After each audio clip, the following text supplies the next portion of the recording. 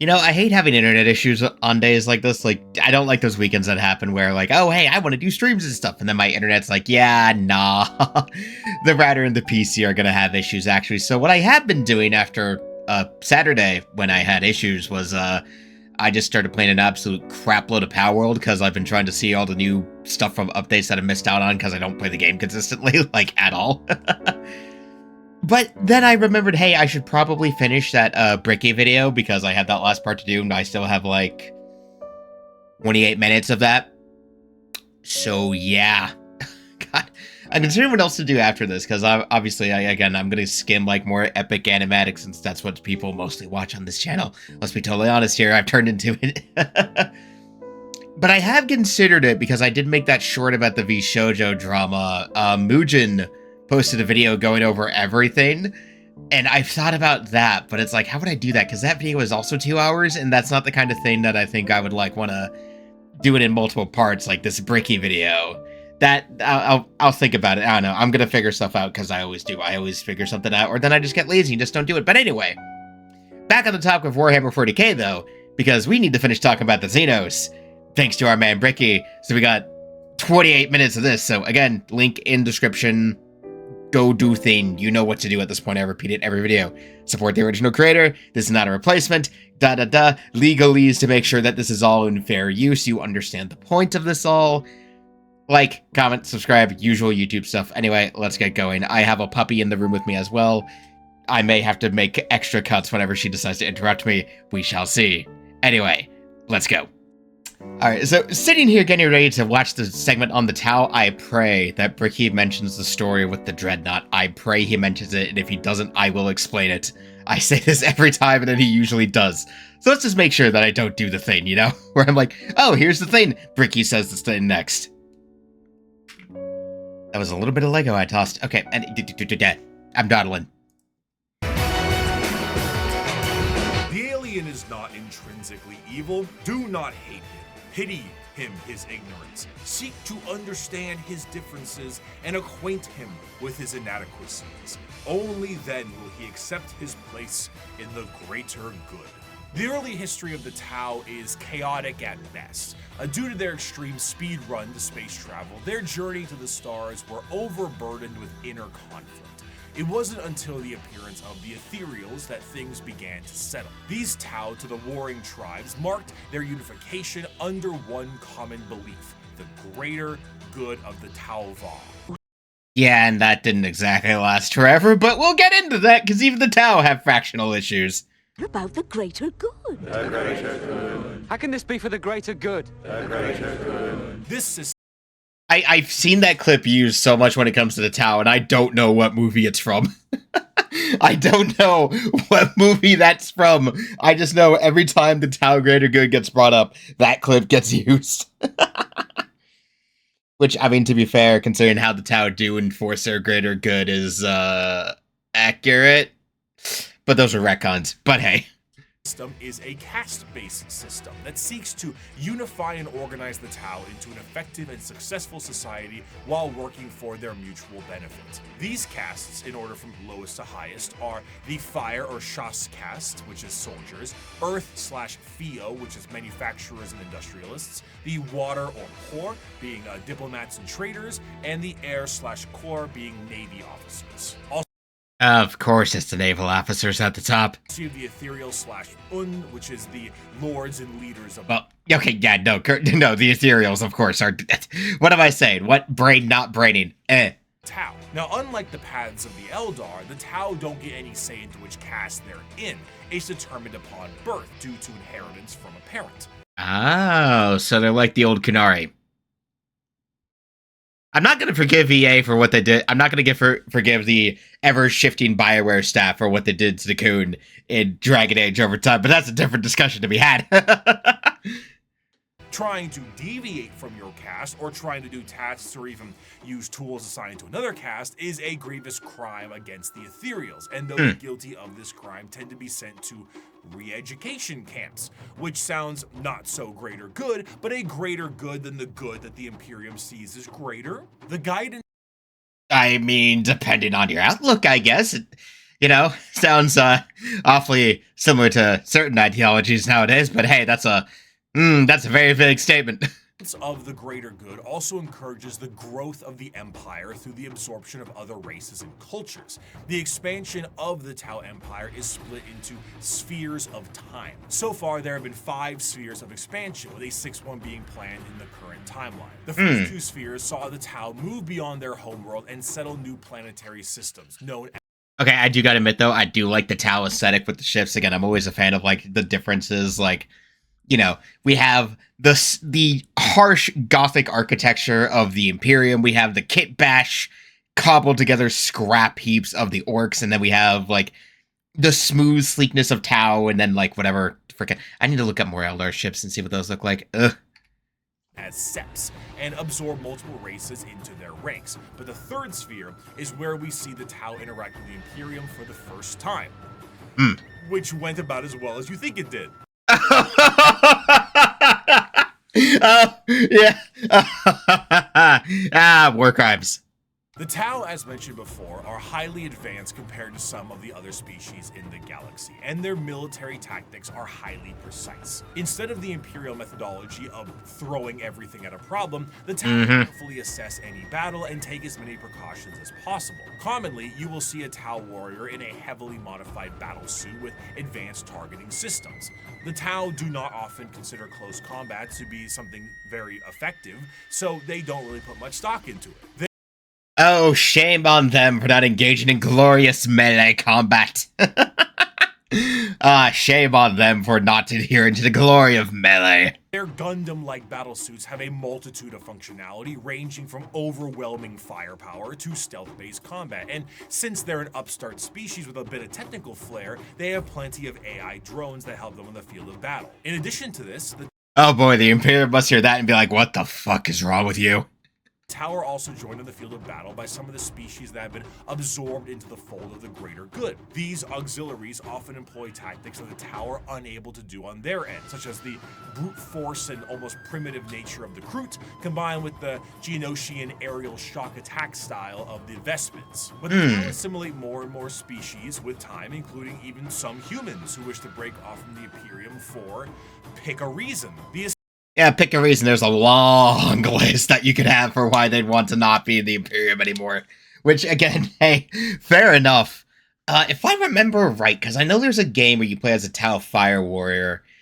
I forget in that one if you're playing a human Fire Warrior or if you're just playing like a regular Tau. I'll need to like look that back up again, or someone's gonna make a comment if someone comments at all. Anyway, aesthetic of the Tau also leans a bit more into the East Asian sci-fi aesthetics. The large mech suits definitely evoke that Gundam look. Yeah, that's why we call them the communist space weaves.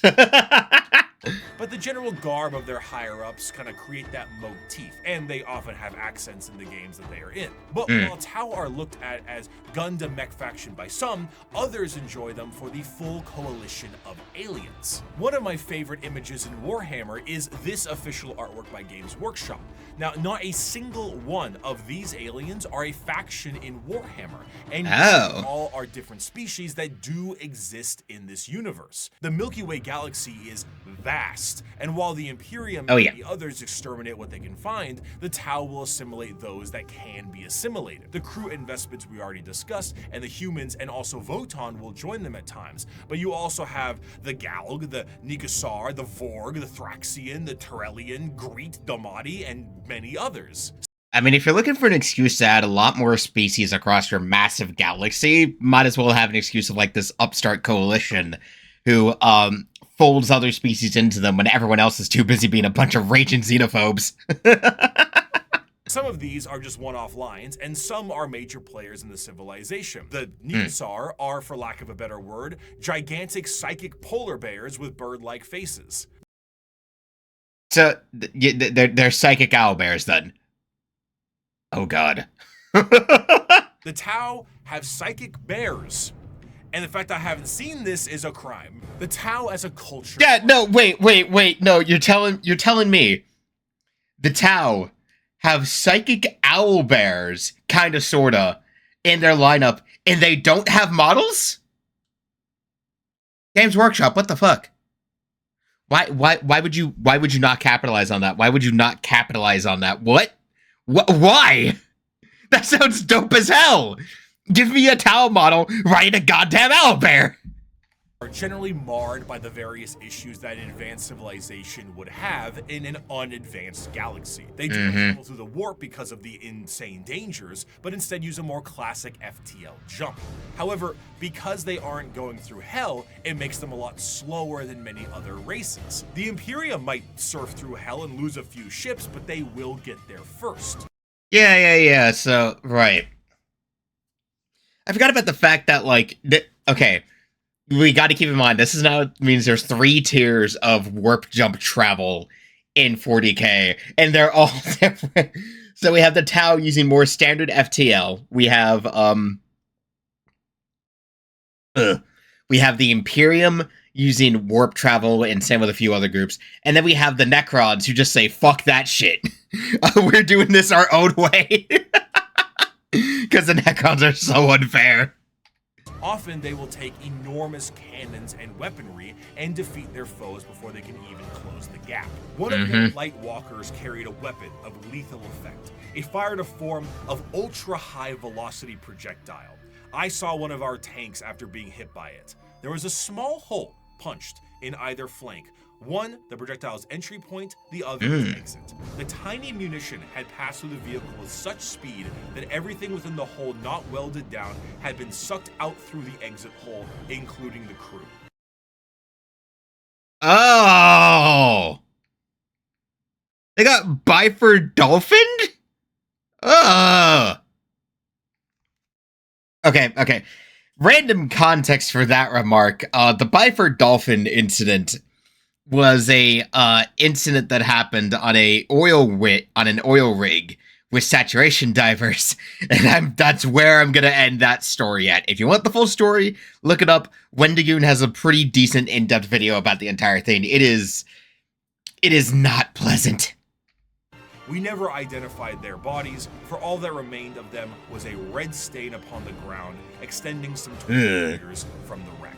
The function of the Tau is that in any other modern day world, their society would be horrid. Rigid caste systems, corruption, and politicking ethereals, and basically it's the greater good or nothing at all. But in Yeah. By our standards, they're still pretty fucking horrendous. the world of Warhammer, the simple fact that humans are accepted into their sphere should they please already puts them far and above the other races that would murder or eat them. But despite this, the existential dread that is the Tau Empire is ever so apparent. Despite being hyper-advanced and welcoming a coalition of aliens, they are the upstarts, and they are painfully outnumbered on all sides. Almost any in the universe, given the right amount of force, can wipe out the Tau Empire from existence.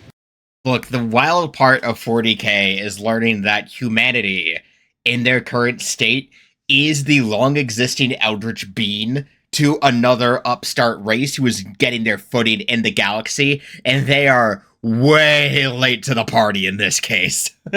Like, okay, let's put it this way. When the Necrons when humanity had its rise to prominence, let's keep in mind the history, the Eldar were on the way out. Like, they'd had their big, our basic apocalypse that splintered our race in 2 halves. Like, shit wasn't good when humanity started expanding into the stars and the Imperium came to be. But they were relatively uncontested, right? Humanity was relatively uncontested within the segments of the galaxy they were able to take over and all that stuff with the Imperium's expansion, and then even with the Crusade to reclaim everything after the Primarchs were scattered and all that other stuff happened, right? So, the Tau, meanwhile, the Tau, on the other hand, are post-heresy.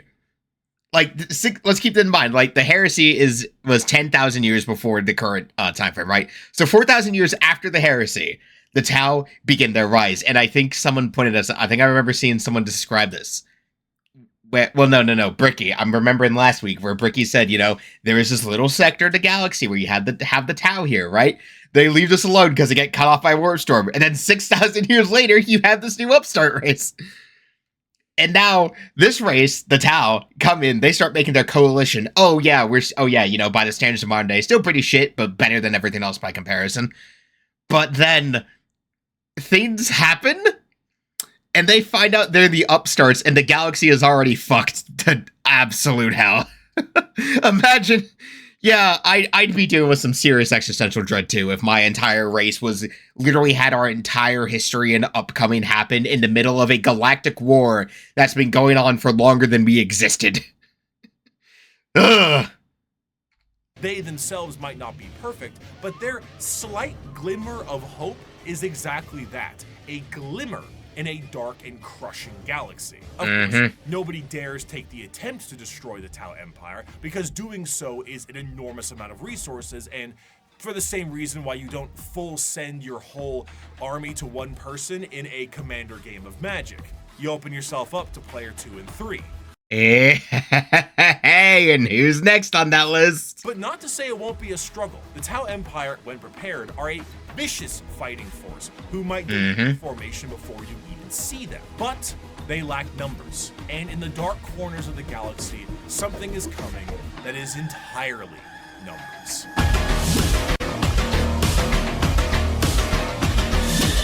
There is... Wait, hold on. Hold on. Bricky, what?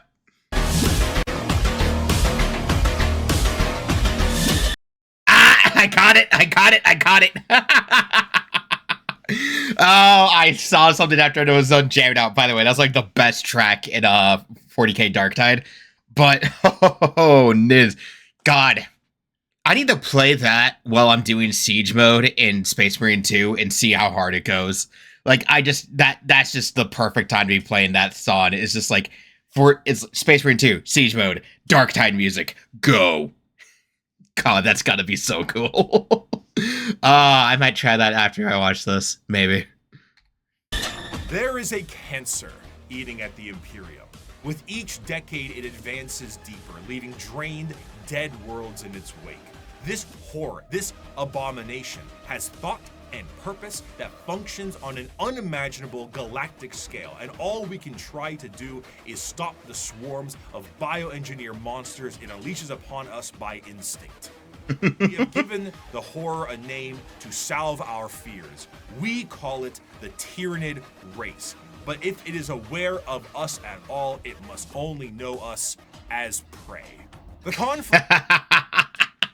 I'm glad we picked the frickin' hives. Oh, the Swarm Lord. Okay, so Space Marine 2, just to bring this up, because it was Saber Interactive did a really good job because they used their Horde technology from World War Z for the sake of this, which works very well with the Tyranids. It's just there is something artistic about being in a firing line with two other players. You're in one of the Horde encounters. You have this massive wave of Tyranids coming to you, and you're all just full send with your bolters into the swarm, just waiting for them to come at you before you start ripping into them with chain swords. It is immaculate, and it's just sheer, pure testosterone. Also, the Nids are really goddamn scary, by the way. Like, the highest we've gone up to in terms of like the Tyranids that we fight in Space Marine 2, thanks to the operations mode. Like, we have a Hive Tyrant, and then we've gotten up to another one of the big ones. But they get worse. There's still worse Tyranids that we just haven't had, probably because adding them into Space Marine 2 would be absolutely ridiculous to try and imply that 3 Primaris could handle. Not that, named Space Marines couldn't, because, it's 40k. If you have a name, you have plot armor most of the time. Anyway, off topic.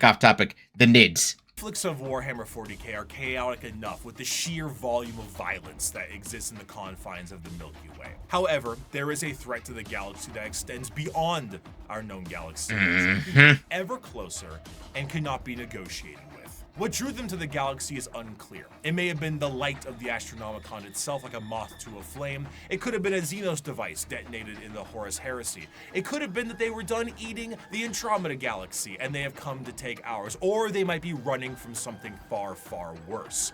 Regardless of the why, the where, when it came to the first official contact with these creatures, was the planet of Tyranid. This is the site where the Imperium encountered a fleet. Oh, that's where they... Okay. That makes sense why they called them Tyranids now. That makes sense. Yeah, named them after the point of first contact. That is sensible. If you can't get a name out of them, you might as well call them something. Fleet of these creatures before being utterly torn to shreds. Thus, these creatures became known as the Tyranids. There is plenty of evidence that the Tyranids have been lurking in our galaxy for years beforehand, but this was the first true instance of their presence being fully known. Unlike other creatures in the realm of 40k that can be talked to, captured, or negotiated with, the Tyranids are unable to be reasoned with. They are, at their core, animals. But not the fun kind of animals. They are the xenomorphs of 40k, and boy are they hungry. They are they hunger.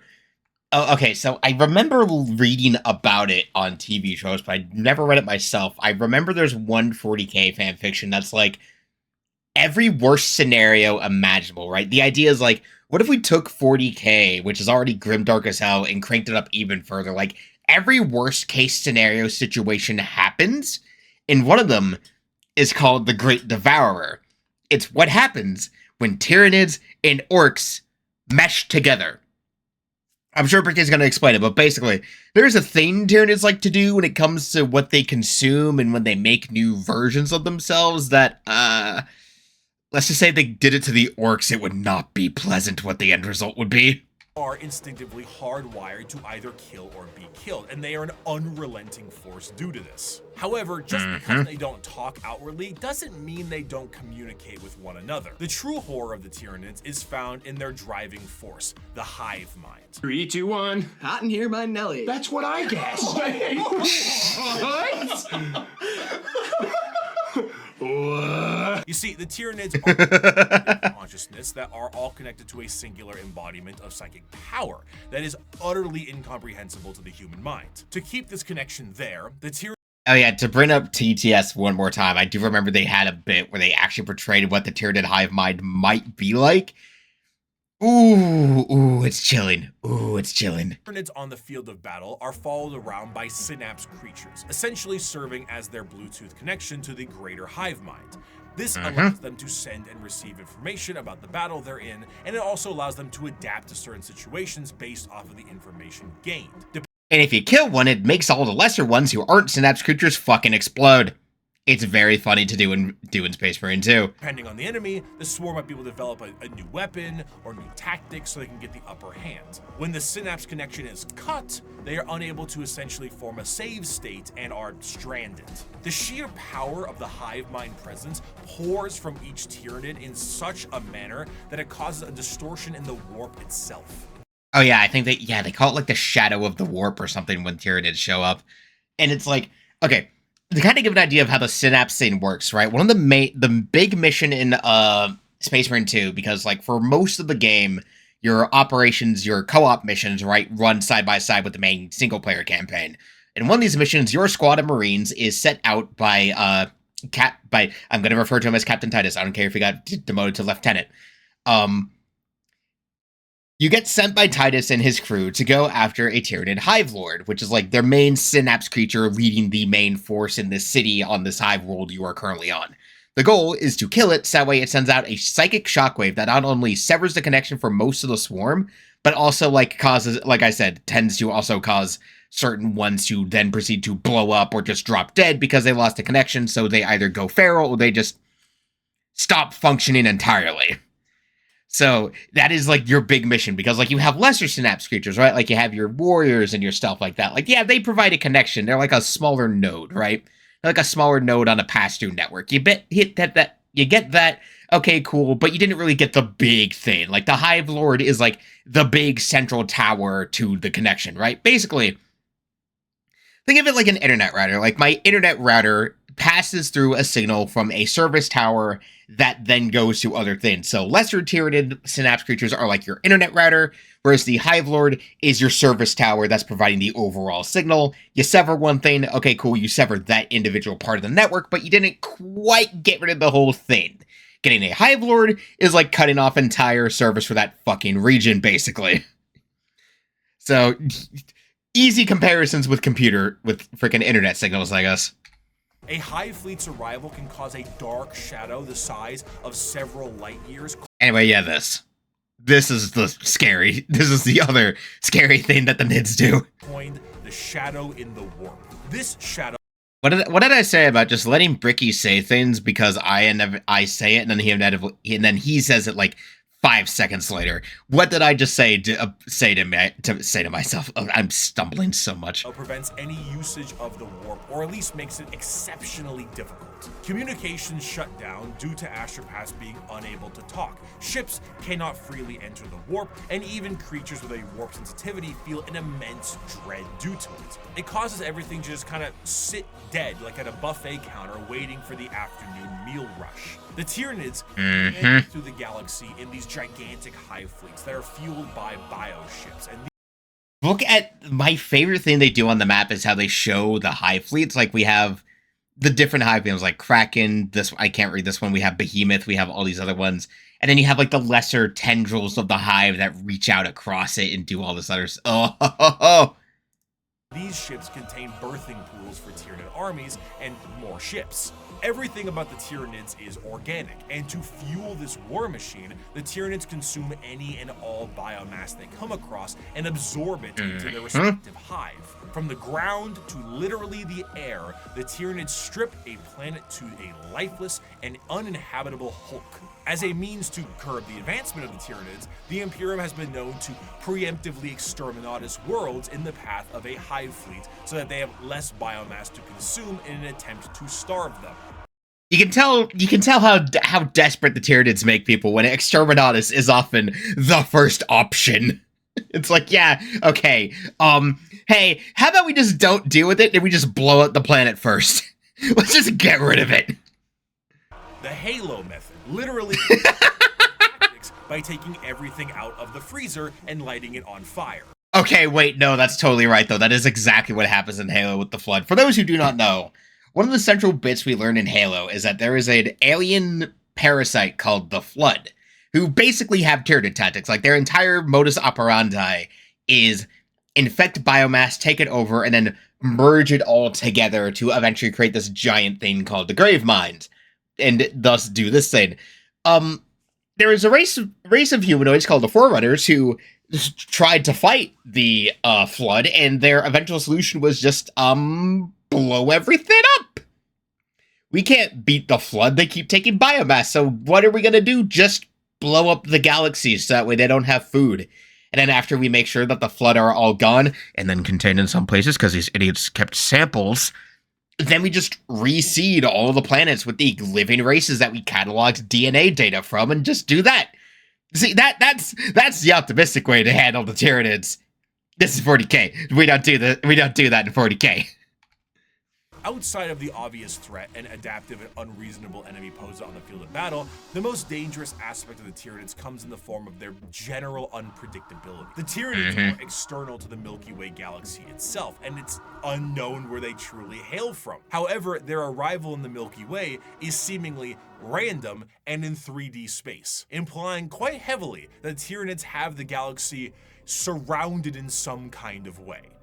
Yeah, no, that's the other thing to keep in mind. If we look, like, think of the map, right? Think about the map. Think about the fact that all the hive fleets we see are coming in from different directions. So you got some who are coming from one angle, some who are coming from another angle, this angle. They're coming from different spots in meaning that these hive fleets came from different points in deep space to reach the Milky Way. That is terrifying to think about. Due to this, you will sometimes see instances of species engaged in a separate conflict, both agree to a temporary truce in order to take out a Tyranid threat. Regardless of the stakes at hand, the existence of the Tyranids marks the heat death of the galaxy itself, and all the factions can ultimately agree that the Tyranids themselves act as the biggest threat to all of them. The Tyranid race is truly an unknowable. Ah, damn, I just forgot. Okay. I remember the story I want to say because Bricky didn't bring it up with the Tau. Oh no, okay. Break from the NIDS real quick. We're gonna take a break from the NIDS where we're at now. We're at 117.19, so we're gonna dial back to the Tau real quick randomly. So 117.19. To dial back to the Tau real quick, just so that we're on topic for the image. I totally forgot midway through because I was trying not to yap too much. So one of my favorite stories about the Tau, and pardon me for not having all the details, I'm going to be paraphrasing immensely, is when they learned about how old the Imperium of Man actually is, right? So, I do believe in the context of this short story, the Tau had already engaged with the Imperium before. And, like, the Tau don't actually know a whole lot about the Imperium. Like, they know far less about the Imperium than they really do, to the point they have made many glaring mistakes about the power structure of just who they encounter when it comes to that. So, as to be expected from the Galactic upstarts. But there was one time a group of Tau warriors found a dreadnought. Now, to remind everybody, Space Marine dreadnoughts are old boys. They're called old ones for a reason, right? They are so heavily wounded they're interred, and they're woken up whenever they need to be brought out into a fight. Well, this dreadnought had been disabled at some point in the fight, and then the Tau came across this dreadnought and found a, screaming old man in a metal casket yelling at them about how he wanted to keep fighting or just kill him already. The Tau don't kill this dreadnought marine and instead bring him back to try and study him and find out what they can from him. And upon doing so, learn that this single individual dreadnought is older than their entire civilization. Cue the Tau present having a goddamn panic attack as they realize this one individual, this one fucked up space marine in a metal casket, is older than all of them. Imagine talking about the existential dread of the Tau. Imagine you are a civilization that has had a 6,000 year long-ish history, right? You have achieved space travel. You have begun to form a coalition of other races. You are spreading across the known galaxy to you at a relatively decent pace. You come across some trouble every now and again, but you can handle it. You come across this other race where they're posing a threat to you. Some of them join you, some of them don't. Some of them keep fighting you. You come across another member of their race, and he's older than your entire civilization. Yeah, I'd have an existential panic attack too. I would, in fact, feel very unsettled by that idea. Anyway, that's just the story I want to say. If anyone links to that in the comments, feel free to either correct me on misidentification details or maybe fill in some of the gaps on that story that I failed to miss. Anyway, let's get back to the NIDS. We'll go to as close as I was. Okay, anyway, aside done. Agree that the Tyranids themselves act as the biggest threat to all of them. The Tyranid race is truly an unknowable horde and pulls from that horror of the unknown.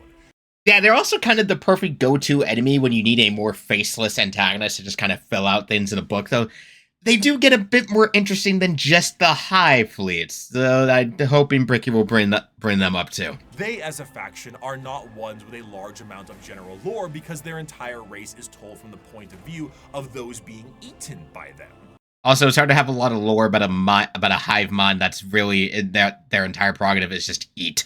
Tyranids are called that due to the planet Tyranid they destroyed, as we mentioned earlier, and their names are often phrases given to them by their victims. The Swarm Lord, Old One-Eye, the Death Leaper, Von Ryan's Leapers, and so on. Despite the inability to even perceive the vast psychic hive mind of the Tyranids, they are fiercely intelligent. Special poisons and items designed to counter them are adapted in a matter of hours. If you bring light infantry, they create heavy monsters. If you brought weapon emplacements, they spawn little creatures to scour your vents and sewers. Many of you enjoyed the Servitor excerpt from part 1, and so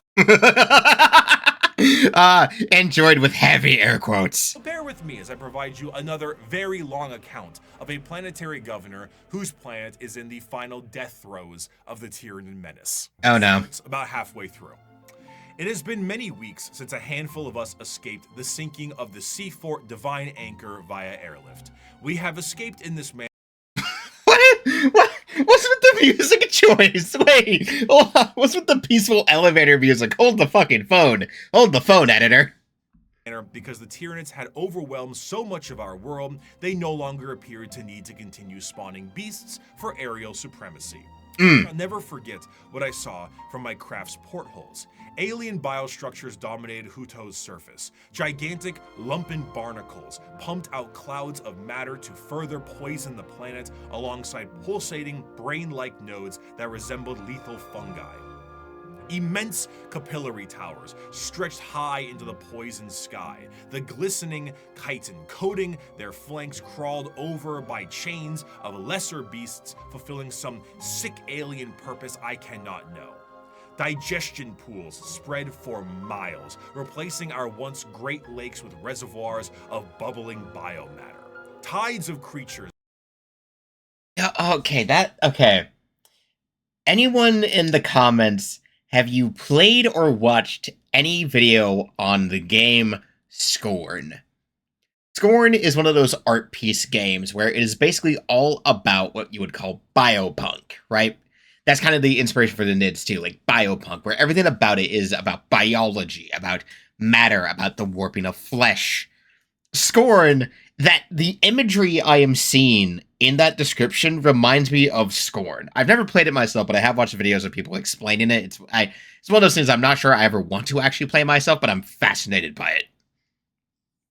Where the entire idea is a civilization where it's like the NIDS, but they, instead of a psychic hive mind, kind of a psychic hive mind, but it's that imagery, right? Of everything is flesh, biomatter, just things changed and warped to not be made out of what we would know for like polymers or stones and plastics and metals, but everything is instead flesh, muscle, chitin, skin, where structures are made not out of, raw, unsentient materials, but other creatures who have been purpose-bred for the sole purpose of existing as this thing. That is what the Tyranids do. Let me give an example of how the Tyranids work, right? The Tyranids, you have your body structures, right? You have the body structures of your main Tyranids. Their guns are also Tyranids, and the bullets those guns shoots are also still Tyranids. Everything that the Tyranids use is just another bioform of a Tyranid, from the warriors to the guns to even the infrastructure which they would use to take over a planet and move on from it to the next one. It is all just another bioform of a different Tyranid who has been purpose-bred for that exact reason. God! Bloated with consumed flesh, vomited their guts into the pools, or threw themselves entirely into the billowous liquid. Amidst the seas of feeder beasts consuming all in their path, we would every so often see an explosion or a burst of fire. Were these heroic final stands by other survivors, or merely abandoned ordnance detonating at random? I will never know. I cannot rejoice in the deaths they inflicted. The biomatter of the dead Xenos was surely recycled by the Xenos regardless in no time at all. Our aircraft ran out of fuel a week ago. Now I stand in the snow, not far from the peak of Mont Saint Hilaire. I am the only one left that I know. One by one, those with me perished. The slightest cut on a mountain rock resulted in an immediate infection that left the pilot screaming in agony. Her co-pilot fired the shot that ended her torture, and my senior aide threw himself from a ledge, the reality that there was no escape hitting him. I have no idea what happened to my chief medicae. Others were slain by lone beasts the rest of us were unable to kill or drive away. A justly deserved end will soon be mine. I have failed on every possible level. We were not even able to send word. An alien disease has me within its grasp. My limbs are numb, my tongue is dry as sand, my head throbs. Even at these chilled heights, I sweat profusely. From here where I sit, I can see the final death unfold on the planet entrusted to me. Before me is the Radarin Ocean. The water level is visibly dropping, hour by hour. They are even taking our seas.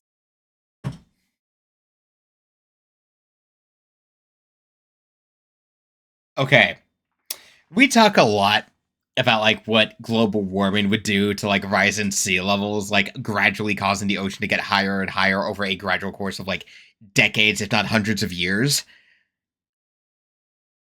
How existentially terrifying would it be to sit there and visibly see an ocean getting smaller every hour, like at a pace so quick that it boggles the mind as even it gets reused by this all-consuming beast of a...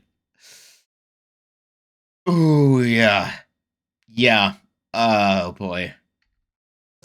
There are enormous beasts with great, slowly flapping wings and immense open maws moving through the sky. I may be at high altitude, but the air is thinner here than it should be.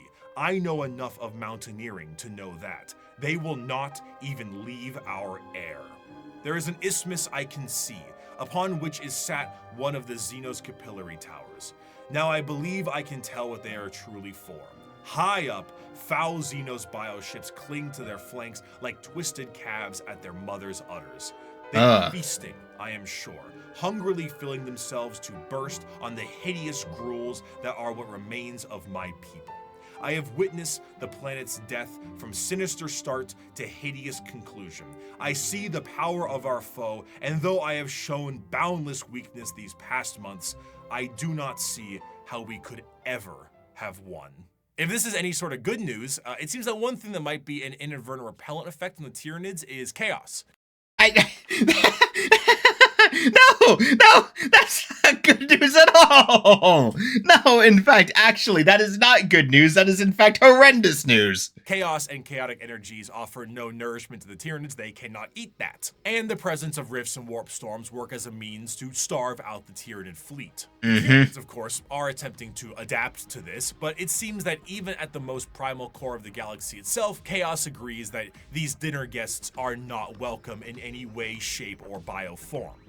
Yeah, okay, I gotta imagine what that's like, though, because, again, the Tyranid's entire thing is, like that said, adapting to try and suit the thing. I wish if we could ever get a perspective. That is a fascinating idea, actually, to think of as a writer, right? As a writer, when you create a foe whose entire purpose is that, in short, I dropped the thing and don't want to put your hands, get her paws on it. From a writing perspective, I think that's a very interesting idea, actually. Take something like the Tyranid hive mind, right? This great, unknowable, solely focused on devouring force. We don't know what it's here for. It has no intention to communicate with us, and it only sees us and everything else as prey. Now, imagine that. Coming across something that not only can it not devour, but that effectively becomes anathema to it, and when it tries to adapt to it, it simply can't. Not only because what it's trying to adapt to is non-physical, but simply because that non-physical thing is going, no, actually. If you could write something from the perspective of the hive mind, I want to know what it would think about chaos. What does chaos, what do demons, what do the demon lord, what does a demon prince coming onto a battlefield with the Tyranids do to the hive mind? From the perspective of the hive mind, I want to know, what does a chaos incursion do to it? What does it make it scramble? How hard does it try to fight back? How hard does it try to adapt to the demons? And how badly does the Tyranid psychic presence buckle if a full-blown chaos infiltration happens right on top of it? I have to know what that does, especially because of the shadow and the warp. God, that is an interesting concept, and I don't know if it's actually been written about in 40k so far. Anyway. In the end, though, the Tyranids represent the final fears of the galaxy itself. Despite the goals to conquer the galaxy as a whole, the remainder of the universe may very well be dead and derelict space. Instead of endless worlds and solar systems, it may just be bones and ash. The tendrils of the hive mind have wrapped themselves around the galaxy, and the only thing that's guaranteed is that dinner is served. However, the Tyranids are not simply the unending hordes of bugs. Beyond the more general buffet tactics of the force of the Tyranids. Oh, right, they are their own segment. Good. The hive mind has a more secretive and dangerous means of planetary conquest in the form of something a bit more terrestrial. General upheaval and revolution. However, though the idea of a societal revolt for the good of the populace is an admirable thing, these leaders have the nefarious intent of the hive mind itself. These are the downtrodden and the oppressed, the revolutionaries to a better cause, the heralds of the Star Children. These are the...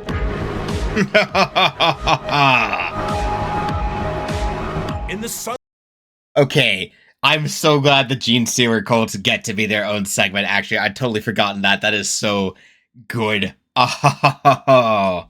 endless body of our hive, the flock of the faithful grows. We are guided by our great father's sacred vision, protected by his loving hands. Within these holy shadows we dwell, while the impure bathe in spire-topped starlight. And what lies between those stars? What sails beyond those distant suns? Shrouded in night, born within that eternal black, our redeemers, our gods, truer than the silent, long-dead emperor, the children of the void. We hear them in our dreams, we feel them in our blood. They call and we will answer. We will rise and claim the engines of labor that have bound us in servitude. This world will burn. It will be cleansed, purified, made ready, and the heavens will deliver our reward. You can't even have a revolutionary cult without it being somehow kind of fucked up and just a prelude to the great devourer that is the Tyranids showing up on your planet to take all the biomass. The ground zero of a Gene Stealer cult comes in the form of the Gene Stealer itself. Deep in the depths of a planet, a Gene Stealer acts as almost an advanced recon unit for the Tyranids, and were the first units encountered by the Imperium itself long before the first Hive Fleet made its presence known. Unlike the Tyranids that can only reproduce through the birthing pools in the fleet, a Gene Stealer reproduces via the Big Smooch. The Gene Yeah, hey, the xenomorph comparison was not inaccurate. These are the actual xenomorphs as we know them. You know, the ones that will launch a facehugger at you and then steal your genes to then produce a new xenomorph using human genetics based on that to make an entirely new, even more horrified monster purpose-built to kill you. Stealer Kiss is essentially what the facehugger alien does. It attaches to a victim and releases an embryo. However, instead of a chest burster, the embryo alters the genetic makeup of the host itself, turning it into the primary conductor of a localized version of a hive mind Oh, so it's the inverse of a xenomorph. Okay, that's actually a really cool concept then. known as the brood mind. Any offspring that this host produces is known as a Gene Stealer hybrid, and the host assures their survival to continue to reproduce.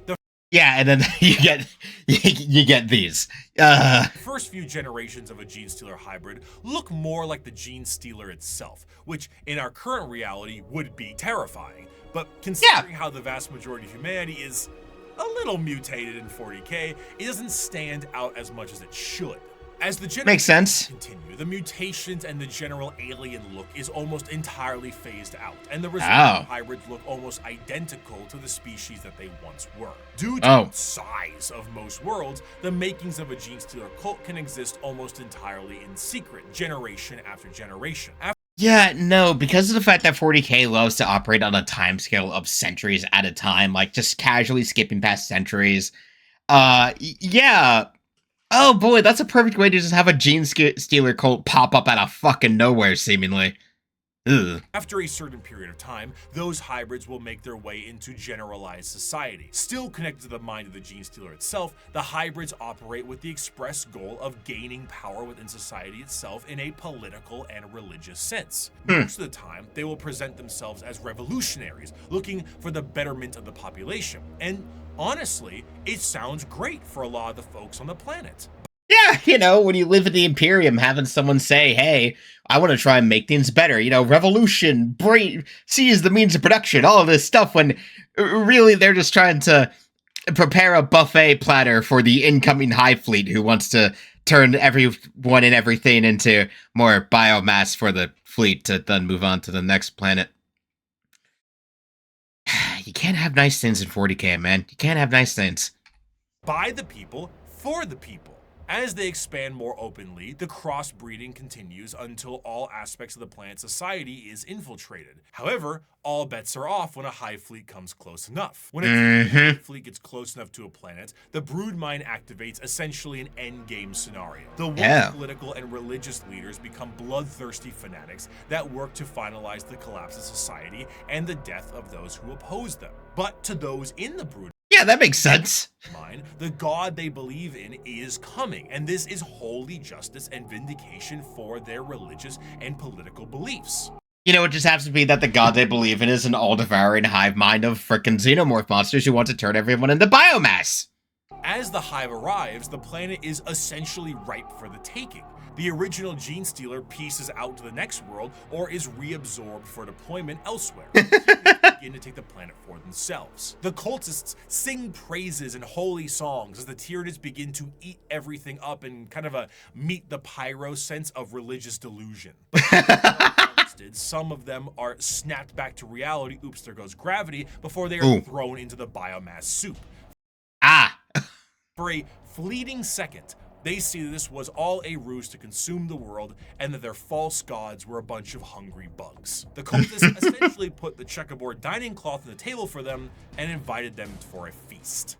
Yep, like I said. Due to the constant redeployment of Gene Stealers, there are known cults that pop up across the Imperium itself. Some of the more well-known ones are the Cult of the Bladed Cog or the Rusted Claw, but there are hundreds, if not thousands, of different cults that keep popping up all over the galaxy as the Gene Stealers spread. Okay, that's actually a really interesting thing then. So, like, you have these default coded Gene Stealers that jump from planet to planet, spreading their, like, effectively the dogma they've been programmed with to new cults in different hive worlds again and again and again to then call on the hive fleet to then go from that world to this world to this world. Effectively, yeah, no, that's a really interesting way to effectively keep the train going for the Nids. And due to their covert means taking over the planet, they are not generally viewed to be a threat until it is far too late.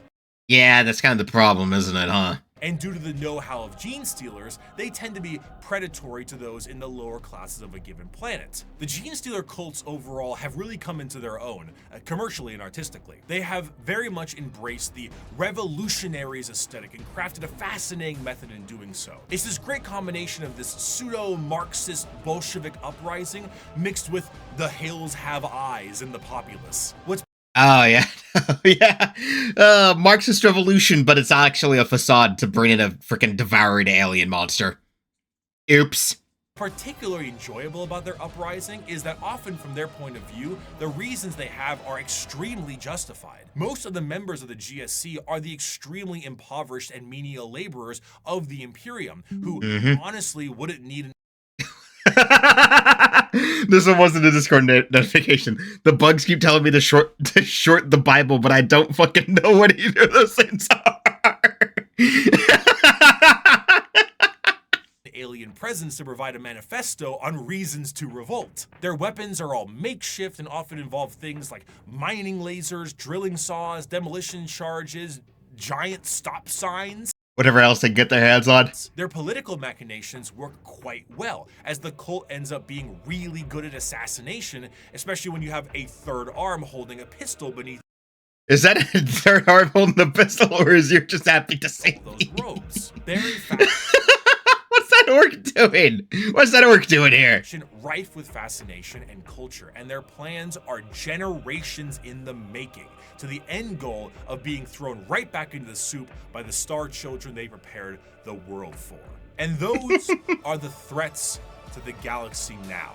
The degradation of almost every species is now behest by the Tyranid menace, and all of the infighting between each and every single one of them will be their undoing. The world of Warhammer is a bleak and horrendous one, and that is in its own right the charm. It is so large, so vast, so absolutely horrendous and insane, and yet is treated with 100% severity and seriousness. In the beginning of part 1, I gave you an abridged and different opening to the Warhammer world, the grim darkness of the far future, and I leave you with this part 2 with the full quote itself. Let's go. Let's listen to the man cook. It is the 41st millennia. For more than 100 centuries, the Emperor has sat immobile on the golden throne of Earth. He is the master of mankind by the will of the gods, and master of 1,000,000 worlds by the might of his inexhaustible armies. He is a rotting carcass writhing invisibly with power from the dark age of technology. He is the carrion lord of the Imperium, for whom 1,000 souls are sacrificed every day so that he may never truly die. Yet even in his deathless state, the Emperor continues his eternal vigilance. Mighty battle fleets across the demon-infested miasma of the warp, the only route between distant stars, their way lit by the Astronomicon, the psychic manifestation of the Emperor's will. Vast armies give battle in his name on uncounted worlds. Greatest amongst his soldiers are the Adeptus Astartes, the Space Marines, bioengineered super warriors. Their comrades in arms are Legion, the Imperial Guard, and countless planetary defense forces, the ever-vigilant Inquisition, and the tech priests of the Adeptus Mechanicus, to name only a few. But for all their multitudes, they are barely enough to hold off the ever-present threat from aliens, heretics, mutants, and worse. To be a man in such times is to be one amongst untold billions. It is to live in the cruelest and most bloody regime imaginable. These are the tales of those times. Forget the power of technology and science, for so much has been forgotten, never to be relearned. Forget the promise of progress and understanding, for in the grim darkness of the far future, there is only war. There is no peace amongst the stars, only an eternity of carnage and slaughter and the laughter of thirsting gods. Thank you so much for watching. I hope you have a wonderful rest of your day. I have to say it again. Bricky, my man, cooking with that delivery. Oh, man. The way he reads stuff off, I love the gravitas that Bricky gives when he reads stuff off like that. That is so much. I remember the original time when I watched his old video where he left off on some serious, on the timeline when he cooked so hard with that. Oh, God, that was just like when he did the time. Massive congratulations to Bricky, too, for pulling off both of these massive videos. God, I never could. I don't have the editing chops to do it, nor the time, I feel. So, yeah. It's been a long wait, a month for both of those videos. God, why do I do this to myself? Anyway, until next time, and remember, blood for the blood god, skulls for the skull stone, or Ave Imperium. Until next time, bye-bye.